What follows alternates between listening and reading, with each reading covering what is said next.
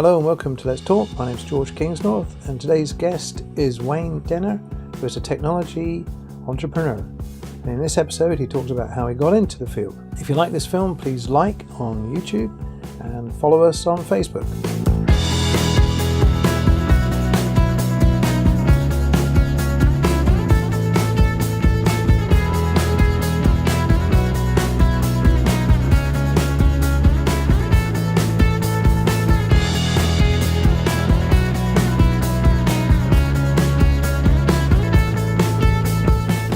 Okay, so this is Let's Talk, and today's guest is WayneDenner, who is a technology entrepreneur. So welcome, Wayne. Thank you, George.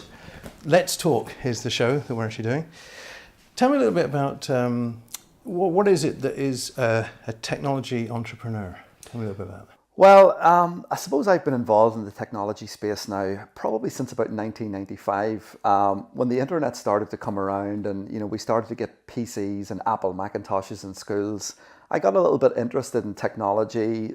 I got a little bit interested in using the internet to send very, very early emails, to access some very, very early, really slow per web pages, to find out information about things that I was doing at school.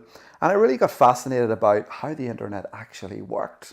And I thought, this is a great way to keep in touch with people right around the world, to find out information about what's going on in other countries and things that are happening in other parts of the world.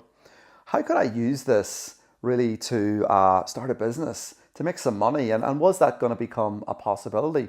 So that's kind of where the interest started in kind of what I'm doing today.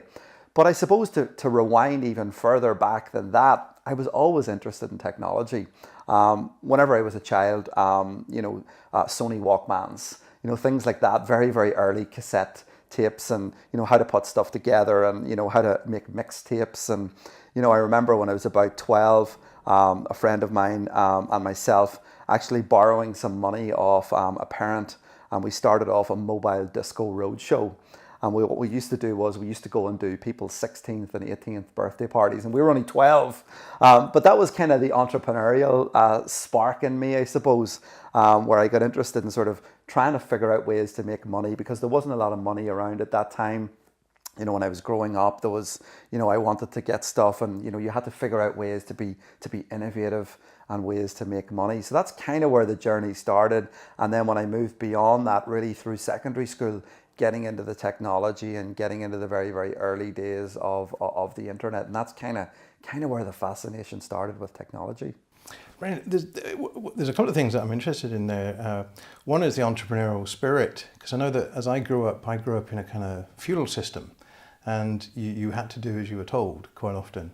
Whereas you've got that kind of spirit of what if. Tell us a little bit about that entrepreneurial spirit. Yeah, I mean, I don't know actually where it's come from, because really very few people, bar maybe my uncle, ran their own business. So it wasn't as if whenever my home life wasn't really, there was nobody there really running a business per se. I don't know, I suppose there was no money around. I like the idea of trying to make money out of nothing, really, and really trying to figure out a way where I could provide a service that somebody would pay for. And that was kind of the idea back in the early days. And then I suppose that became a little bit more commercial whenever I left secondary school, and kind of left secondary school with very little to no qualifications. Because at the time, in 1995, there wasn't a lot of technology opportunities. Typically your opportunities were become a bricklayer, become a painter and decorator, become a motor vehicle mechanic. And this was my options at school. And that might have been because I didn't maybe get the qualifications that I wanted. Maybe other career paths weren't open to me.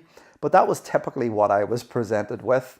And it was only whenever I made my way to, whenever I was 18, and I actually made my way to Newry College of Further Education, which is now called Southern Regional College, where I sort of wanted to get onto a course. And it's quite apt that we're doing this interview today. And the course was Media Studies. And again, I didn't have the qualifications to get onto the course. And I struggled, and I wanted onto this course. And through that 16 to sort of 18 period, I kind of wasn't really sure what I was going to do. And it was only when I bumped into Rowan Hand, purely on spec.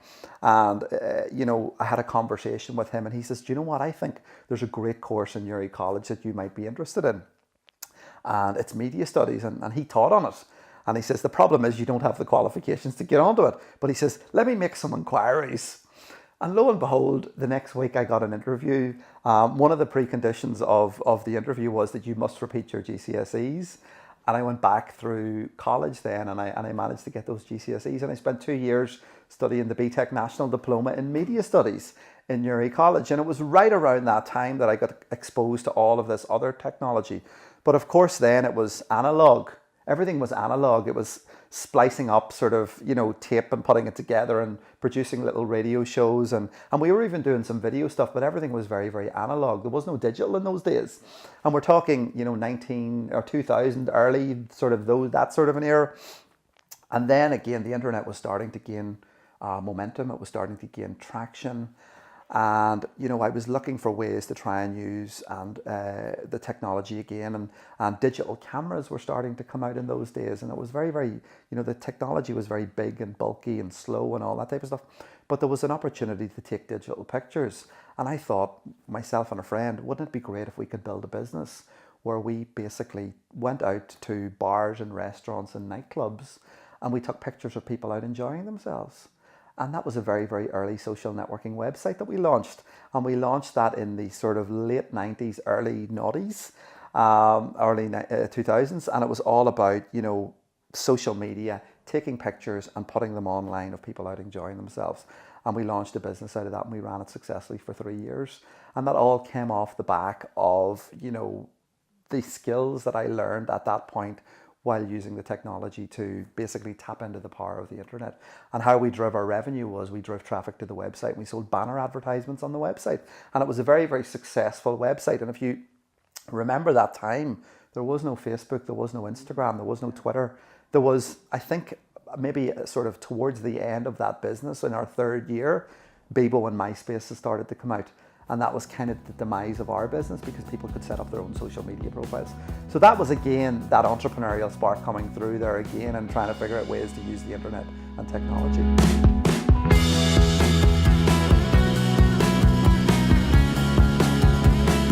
We have more on the way, so please subscribe to this channel and check out the link below if you'd consider becoming a patron to help us keep making more content. Thanks for watching.